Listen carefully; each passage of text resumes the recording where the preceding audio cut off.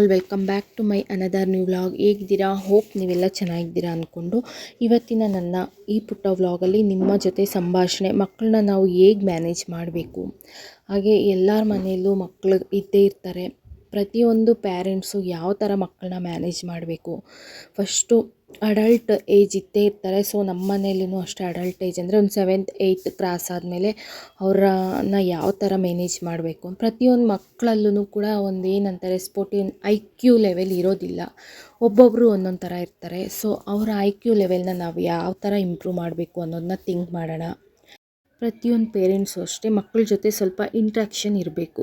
ಮಕ್ಕಳ ಜೊತೆ ಪೇರೆಂಟ್ ಕೂತ್ಕೊಂಡು ಫಾದರ್ ಆಗಿರಲಿ ಮದರ್ ಆಗಿರಲಿ, ಫಾದರ್ ಆಲ್ಮೋಸ್ಟ್ ತುಂಬಾ ಬ್ಯುಸಿ ಇದ್ದರೆ ಮದರ್ ಅನ್ನೋರು ಟೈಮ್ನ ಕೊಡಬೇಕು ಮಕ್ಕಳಿಗೆ. ಯಾವ ಥರ ಸಜೆಷನ್ ಅವರಿಗೆ ಕೊಡಬೇಕಂದ್ರೆ, ಯಾವ ಸಬ್ಜೆಕ್ಟ್ ಈಸಿ ಆಗುತ್ತೆ, ನಿನಗೆ ಯಾವ ಸಬ್ಜೆಕ್ಟ್ ಕಷ್ಟ ಆಗ್ತಿದೆ. ಯಾಕಂದರೆ ಸ್ಕೂಲಲ್ಲಿ ಟೀಚರು ಎಲ್ಲ ಮಕ್ಕಳಿಗೆ ಅಟ್ಲೀಸ್ಟು ಟೀಚರ್ ಮಾತಾಡೋದು ಕೂಡ ಅವರಿಗೆ ಅರ್ಥ ಆಗ್ತಿರಲ್ಲ, ಆ ಲೆವೆಲಿಗೂ ಕೂಡ ಇರ್ತಾರೆ ಮಕ್ಕಳು. ಸೊ ಅವ್ರಿಗೆ ನಾವೇ ಕೂತ್ಕೊಂಡು ಅವ್ರನ್ನ ಅರ್ಥ ಮಾಡ್ಕೊಳ್ಬೇಕು. ಅವ್ರಿಗೆ ಅಂತ ಟೈಮ್ ಕೊಡಿ. ಮೋಸ್ಟ್ ಆಫ್ ದ ಪೇರೆಂಟ್ಸ್ ಎಲ್ಲರೂ ಅಷ್ಟೇ ಮಕ್ಕಳಿಗೆ ಅಂತ ಟೈಮ್ ಕೊಡಿ. ಈಗಿನ ಬ್ಯುಸಿ ಶೆಡ್ಯೂಲ್ ಲೈಫಲ್ಲಿ ನಾವು ಮಕ್ಕಳಿಗೋಸ್ಕರ ಅಂತ, ಯಾಕಂದರೆ ಎಲ್ಲನೂ ಸ್ಯಾಕ್ರಿಫೈಸ್ ಮಾಡೋದೇ ಮಕ್ಕಳಿಗೋಸ್ಕರ. ಸೊ ನಾವು ಅವರಿಗೋಸ್ಕರ ಅಂತ ಟೈಮ್ ಕೊಡಬೇಕಲ್ಲ. ಇಷ್ಟೆಲ್ಲ ಅವ್ರಿಗೆ ಮಾಡೋವಾಗ ನಾವು ಅವರಿಗೆ ಅಂತ ಟೈಮ್ನ ಕೊಡಬೇಕು. ನನಗೆ ತಿಳಿದ ಮಟ್ಟಿಗೆ ಈ ಜಗತ್ತಲ್ಲಿ ತುಂಬ ಕಷ್ಟ ಅಂದರೆ ಪ್ಯಾರೆಂಟಿಂಗ್. ಇದು ನಿಜ. ಆ್ಯಕ್ಚುಲಿ ಮಕ್ಕಳು ಹೆಂಗೆ ಬಿಹೇವ್ ಮಾಡ್ತಾರೆ, ಒಂದು ಏಜ್ವರೆಗೂ ಒಂಥರ ಇರ್ತಾರೆ, ಆಮೇಲೆ ಆ ಏಜ್ ಕ್ರಾಸ್ ಆಗ್ತಾ ಇದ್ದಂಗೆ ಒಂಥರ ಆಗ್ತಾರೆ. ಅವರು ಮಾತಾಡೋ ರೀತಿ, ಅವರ ಥಿಂಕ್ ಮಾಡೋ ರೀತಿ, ಅವ್ರ ಬಿಹೇವಿಯಲ್ಲಾಗಲಿ ಎಲ್ಲನೂ ಕೂಡ, ಅವರ ಫ್ರೆಂಡ್ಸ್ ಸರ್ಕಲ್ ಆಗಿರಬಹುದು, ಎಲ್ಲ ಚೇಂಜ್ ಆಗ್ತಾ ಹೋಗುತ್ತೆ. ಹಾಗೆ ಇನ್ನೊಂದು ಶಾಕ್ ಅನಿಸೋದೇನೆಂದರೆ, ಮಾರ್ಕ್ಸ್ ಹಿಂದೆ ಹೋಗಬೇಡಿ. ಎಲ್ಲ ಪೇರೆಂಟ್ಸು ಅಷ್ಟೇ ಎಕ್ಸಾಮ್ ಇದೆ ಅಂತ ಫೋರ್ಸ್ ಮಾಡೋದು, ಇಷ್ಟು ಮಾರ್ಕ್ಸ್ ತೆಗಿಬೇಕು, ಅವ್ರು ಇಷ್ಟು ಮಾರ್ಕ್ಸ್ ತೆಗೆದಿದ್ದಾರೆ ಅಂತ. ದಯವಿಟ್ಟು ಆ ಥರ ಮಾರ್ಕ್ಸ್ ಹಿಂದೆ ನೀವು ಹೋಗಬೇಡಿ. ಮಕ್ಕಳಿಗೆ ಆ ಥರ ಫೋರ್ಸ್ ಕೊಟ್ಟು ನೀವು ಎಕ್ಸಾಮ್ ಬಂದಾಗೆ ಸ್ಟಡಿ ಮಾಡಿಸಿ, ಎಕ್ಸಾಮ್ ಹತ್ರ ಇದ್ದಾಗ ಕೂತ್ಕೊಂಡು ಸ್ಟಡಿ ಮಾಡಿಬಿಟ್ರೆ ಮಾರ್ಕ್ಸ್ ತೆಗೆದ್ಬಿಡ್ತಾರೆ. ಆ ಥರ ಬೇಡ. ಅವ್ರಿಗೆ ಅಭ್ಯಾಸ ಮಾಡ್ತಾ ಹೋಗಿ ನೀವು. ಮಾರ್ನಿಂಗ್ ಆಲ್ಮೋಸ್ಟ್ ಎಲ್ಲ ಪೇರೆಂಟ್ಸು ಅಷ್ಟೇ 9th 10th ಹೋದಾಗೇ ಫೋರ್ಸ್ ಮಾಡೋಕ್ಕೆ ಹೋಗಬೇಡಿ. ಈಗಲಿಂದ ಅವ್ರಿಗೆ ಅಭ್ಯಾಸ ಮಾಡಿ. ಮಾರ್ನಿಂಗ್ ಎದ್ದು ಅಟ್ಲೀಸ್ಟ್ ಒಂದು 1/2 hour ಆಗಲು, ಇಲ್ಲ ಸಂಜೆ ಒಂದು 1/2 hour ಅವರೊಟ್ಟಿಗೆ ಟೈಮ್ ಕೊಟ್ಟು ಕೂತು ಓದ್ಸೋಕ್ಕೆ ಟ್ರೈ ಮಾಡಿ. ಹಾಗೆ ಒಂದು ಏಜ್ ಗ್ರೂಪ್ ಕ್ರಾಸ್ ಆಗ್ತಾ ಇದ್ದಂಗೆ, ಅಂದರೆ ಎಕ್ಸಾಂಪಲ್ಲಿಗೆ ಇವಾಗ ಒಂದು 7th 8th ಸ್ಟ್ಯಾಂಡರ್ಡು ಕ್ರಾಸ್ ಆಗ್ತಾ ಇದ್ದಂಗೆ ಅವ್ರು ಫೋರ್ಸ್ ಮಾಡೋದಕ್ಕೆ ಹೋಗಬೇಡಿ. ಅವ್ರು ಬಿಟ್ಬಿಡಿ. ಅವರ ಯೋಚನೆ ಅವರನ್ನೇ ಮಾಡೋಕ್ಕೆ ಬಿಡಿ. ಏನು ಇಂಪಾರ್ಟೆನ್ಸು ಅವ್ರಿಗೆ, ಏನು ಸ್ಟಡಿ ಬಗ್ಗೆ ಕೂತ್ಕೊಂಡು ಮನವರಿಕೆ ಮಾಡೋಕ್ಕೆ ಟ್ರೈ ಮಾಡಿ. ಇದಂತೂ ತುಂಬಾ ಈಸಿ ಅಲ್ಲ, ತುಂಬಾ ಕಷ್ಟ. ತುಂಬಾ ಪೇಷನ್ಸ್ ಬೇಕು ನಮಗೆ ಪೇರೆಂಟ್ಸ್ಗೆ. ತುಂಬಾ ಪೇಷನ್ಸ್ ಇರಬೇಕು, ತುಂಬಾ ಸ್ಯಾಕ್ರಿಫೈಸ್ ಬೇಕು. ಇದು ಈಗಿನ ಕಾಲದಲ್ಲಿ ತುಂಬಾ ಕಷ್ಟ. ಹೆಂಗಸ್ರು ಪ್ರತಿಯೊಬ್ಬರೂ ಮ್ಯಾನೇಜ್ ಮಾಡಬೇಕು.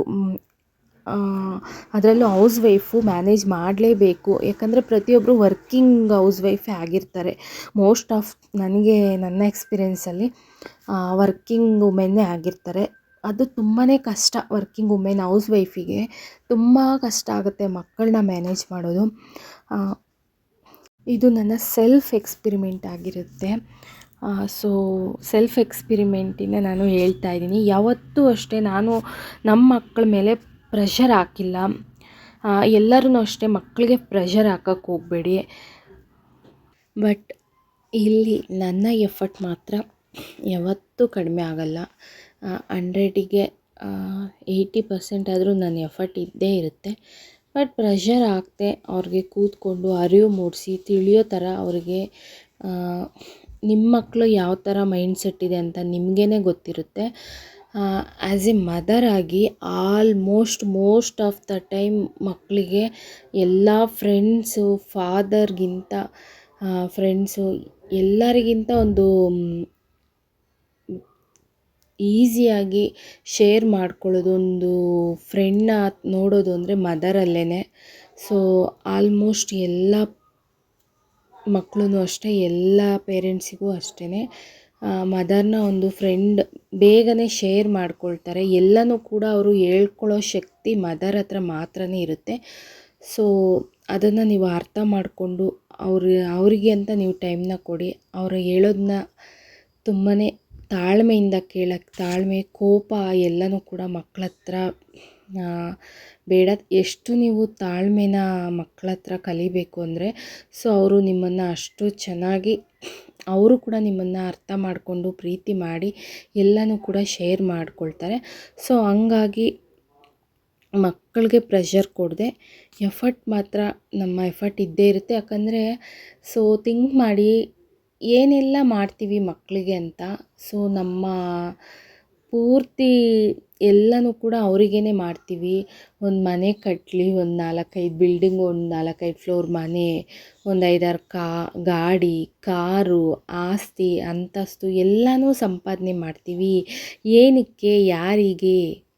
ಮಕ್ಕಳಿಗೋಸ್ಕರ ಅಲ್ವಾ. ಸೊ ಅವರಿಗೆ ಅಷ್ಟೆಲ್ಲ ನಾವು ಕೊಡುವಾಗ ಮೇಯ್ನ್ ಥಿಂಗ್ ಬೇಕಾಗಿರೋದು ಎಜುಕೇಷನ್ನು.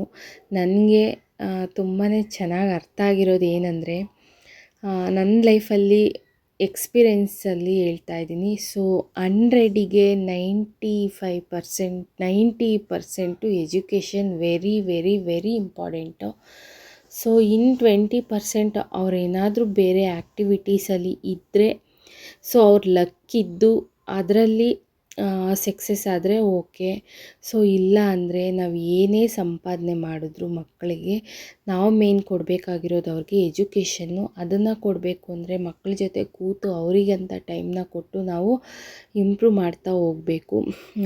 IQ ಲೆವೆಲ್ ಎಲ್ಲನೂ ನಾನು ಏನೆಲ್ಲ ಇವಾಗ ಹೇಳಿದೆ ಅದನ್ನೆಲ್ಲನೂ ನಾವು ಅವರಲ್ಲಿ ನಾವೇ ಒಂದು ಮೋಟಿವೇಶನ್ ಕೊಟ್ಕೊಂಡು, ನಮಗೆ ನಾವೇ ಮೋಟಿವೇಶನ್ ಕೊಟ್ಕೊಂಡು ಮಕ್ಕಳಿಗೆ ಒಂದು ಮೋಟಿವೇಶನ್ ಥರ ನಾವು ಹೇಳ್ತಾ ಅವರಿಗೆ ಇಂಪ್ರೂವ್ ಮಾಡಬೇಕು. ತುಂಬಾ ಪ್ರೆಷರ್ ಹಾಕಿ ನಾವು ಅವ್ರನ್ನ ಫೋರ್ಸ್ ಮಾಡಿ ಮಾಡೋಕ್ಕೋದ್ರೆ ನಾವು ಮಂಡು ಬಿದ್ದುಬಿಡ್ತಾರೆ ಮಕ್ಕಳು. ಸೊ ಅವರಿಗೆ ಅಟ್ಲೀಸ್ಟ್ ನಾವು ಅದನ್ನೆಲ್ಲನೂ ಹೇಳ್ತಾ ಮಾಡ್ತಾ ನಾವು ಅವ್ರಿಗೆ ಟೈಮ್ ಕೊಡ್ತಾ ಬಂದರೆ ಒಂದಲ್ಲ ಒಂದು ದಿವಸ ಅವರಿಗೆ ಅನ್ನಿಸ್ಬೇಕು. ಫೋರ್ಸ್ ಇಲ್ಲಿ ಪ್ರೆಷರಲ್ಲಿ ಯಾವುದೂ ಕಲ್ಸೋಕ್ಕಾಗಲ್ಲ. ಅವರಿಗೆ ಒಂದು ಏಜ್ ಅದನ್ನು ಅಲ್ಲಿವರೆಗೂ ನಾವು ನೋಡಿಕೊಂಡ್ರೆ ಅವರಿಗೆ ಬಂದ್ಬಿಡುತ್ತೆ, ಓ ಇದು ಓದಿದ್ರೇ ಈಸಿಯಾಗಿ ನಾನು ಹೆಂಗೆ ಇದರಿಂದನೇ ನನ್ನ ಲೈಫ್ ಅನ್ನೋದು ಅವರಿಗೆ ಅರಿವಾಗ್ಬಿಟ್ರೆ ನಾವು ಅಲ್ಲಿ ಕಷ್ಟಪಡೋಂಗೇ ಇರಲ್ಲ.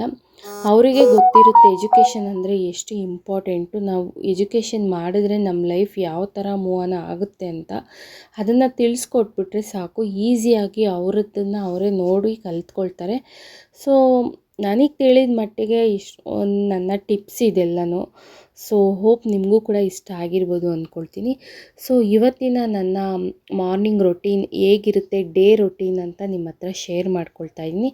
ಹಾಗೆ ಇವತ್ತು ಹುಣ್ಣಿಮೆ ಗುರುವಾರ ಆಗಿರೋದ್ರಿಂದ ಸೊ ಮನೇಲೆಲ್ಲನೂ ಕೂಡ ಪೂಜೆ ಆಯಿತು. ನನ್ನ ಮಾರ್ನಿಂಗ್ ಬ್ರೇಕ್ಫಾಸ್ಟು ಆ ಥರ ಇತ್ತು. ಸೊ ಸಂಜೆ ಆಗಿದೆ. ಈಗ ಅಮ್ಮ ಕಿಚನಲ್ಲಿ ಬ್ಯುಸಿ ಆಗಿದ್ದಾರೆ. ಅಮ್ಮನ ಒಂದು ನನಗೆ ಇಷ್ಟ ಆಗದೆ ಇರೋದು ಅಂದರೆ ನೋಡಿ, ಫೋನ್ ಈ ಥರ ಇಟ್ಕೊಂಡು ಮಾತಾಡ್ತಾರೆ. ಸೊ ಏನು ಅಮ್ಮ ಅಂದರೆ ಫೋನ್ ಮಾತಾಡೋಗೂ ಕೂಡ ಟೈಮ್ನ ವೇಸ್ಟ್ ಮಾಡಲ್ಲ. ಏನೋ ಒಂದು ಕೆಲಸ ಮಾಡೋಕ್ಕೆ ಈ ಥರ ಫೋನ್ನ ಬ್ಲೌಸಲ್ಲಿ ಇಟ್ಕೊಂಡು ಫೋನ್ ಮಾತಾಡ್ತಾ ಕೆಲಸ ಮಾಡ್ತಾ ಇರ್ತಾರೆ. ಸೊ ಎಷ್ಟು ಹೇಳಿದ್ರು ಅಮ್ಮ ಅದನ್ನು ಬಿಟ್ಟೇ ಇಲ್ಲ. ಸೊ ಫೈನಲಿ ಸಂಜೆ ಆಗಿದೆ. ಸಂಜೆನೂ ಕೂಡ ಮನೆಯಲ್ಲಿ ಪೂಜೆ ಮಾಡಿ